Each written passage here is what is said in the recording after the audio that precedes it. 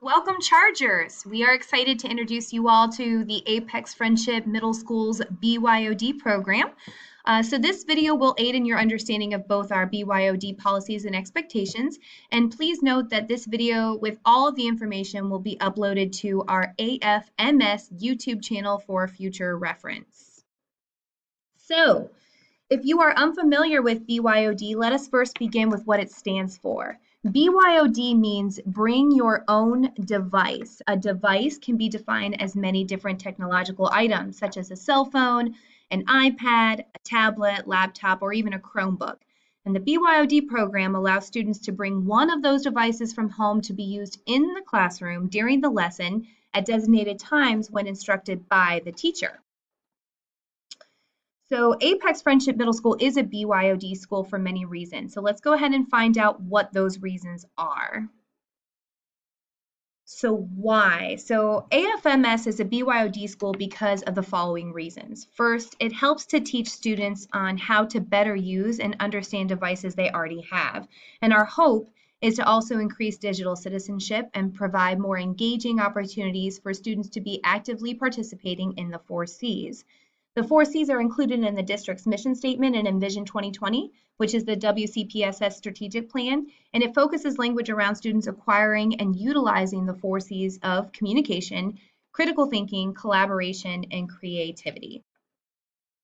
And now that we understand why AFMS is a BYOD school, let's now begin to look at how BYOD will look here at Apex Friendship Middle School. BYOD is a privilege here at AFMS. Therefore, it is essential students do the following things in order to participate in the BYOD program. So first, all students must have a signed BYOD form on file. This form is given to students on the first day of school and should be returned to his or her homeroom teacher. Second, all students need to practice responsibility in handling their own device. Students are expected to take care of their own device and not to leave it behind after it's been used. Now, please keep in mind that students may have permission to use a device for their teacher's lesson in one room, but it does not give permission in other classes. Students will need to follow the teacher's directives to ensure participation in the BYOD program. So how will a student know if a device will be used for the teacher that day? It's easy. Students will check the stoplight outside of the classroom to determine if the device will be needed. Now, this can help students plan their day accordingly before they even step into the classroom. The BYOD stoplight is very easy to follow. The red sign means that students are to turn off their device and put it away where it cannot be visible. The yellow sign indicates that the lesson might require the device for a certain task. In this instance, students can turn the device face down until the teacher instructs students to use it. The green sign shows students that the device can be used when directed by the teacher. Let's review the BYOD stoplight one more time. We want to make sure that we all understand what the stoplight means. Red means the device will not be used. Students should keep the device turned off and in a backpack or locker. Regardless, the device should not be visible. Yellow indicates that the device should be in the parking lot position, and this simply means the device itself is face down and on top of the table. Headphones and earbuds should not be used when the BYOD sign is on yellow. Green means the device can be out and used appropriately for instruction. Please note that headphones and earbuds are okay to use when given permission by the teacher in the classroom. Let's talk about red zones. Although students can use their devices in the classroom for instruction, it is essential to note that students are not to use their device in the school's red zone areas at any time. These areas are the cafeteria, hallways, bathrooms, and locker rooms. Here at AFMS, it is important that we follow the no-touch policy. So number 1, students and teachers will not be able to touch devices that are not their own. This is for the protection of all of our devices. Number 2, teachers and students cannot touch a device, even if help is needed. Instead, the teacher will walk students through the troubleshooting process to ensure success for the lesson. Number 3, the only exception to the no-touch policy is in the red zones where teachers can touch devices if the rule is violated. Remember, those red zone areas are the cafeteria, hallways, bathrooms, and locker rooms. Here at AFMS, it is important that we follow the no-touch policy. So number 1, students and teachers will not be able to touch devices that are not their own. This is for the protection of all of our devices. Number 2, teachers and students cannot touch a device, even if help is needed. Instead, the teacher will walk students through the troubleshooting process to ensure success for the lesson. Number 3, the only exception to the no-touch policy is in the red zones where teachers can touch devices if the rule is violated. Remember, those red zone areas are the cafeteria, bathrooms, locker rooms, and hallways. Number 4, teachers can still confiscate your device in the classroom, and they will use a basket to do so. It is imperative that students follow the teacher's instruction if they ask for your device. Number 5, if a teacher confiscates your device, then it will be locked away for safekeeping and returned at the end of the class period.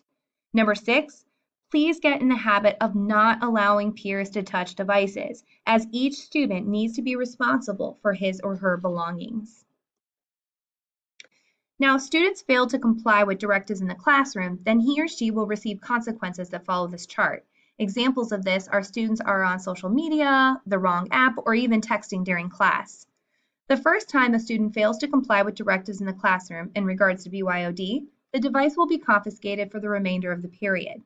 The second time a student fails to comply with directives will also mean the device is confiscated for the remainder of the period. The third time a student fails to comply with directives in the classroom, then that student will not be allowed to use their device in that specific class for 5 days. The student will be asked to turn in the device at the beginning of that class period for those 5 days. If a student fails to comply with directives in regards to BYOD for the 4th time, then he or she will be referred to an administrator. The consequences will escalate with each referral to an administrator. The first referral means the device will be safely locked away for 1 full day. The second indicates a full day and a night. The third referral would result in the device being safely locked away for 3 nights. And the fourth referral is an automatic 5 nights and picked up by parent or guardian. Students should note that if a student does not comply with teacher directives when confiscating a device, then it will result in an automatic referral to administration here at AFMS. The red zone areas at AFMS also have their own consequences. As a reminder, the red zones are the cafeteria, hallways, locker rooms, and bathrooms. If a student is using their device in one of the red zone areas, then he or she will receive the following consequences.